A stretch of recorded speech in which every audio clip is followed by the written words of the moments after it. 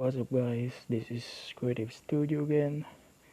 In this tutorial I'm gonna show you how to remove a watermark on a Kinemaster app. By the way, this is a modded app and I do not own or modded this app. I just want to show you guys. So let's explore this app. Let's start.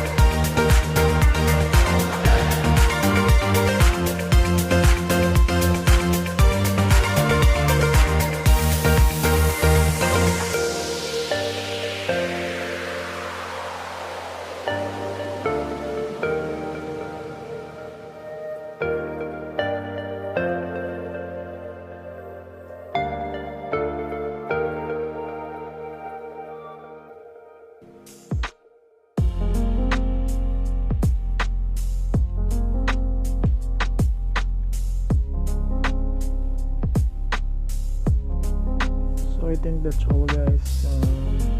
If you're new in this channel, please subscribe and hit the notification bell. Thank you guys.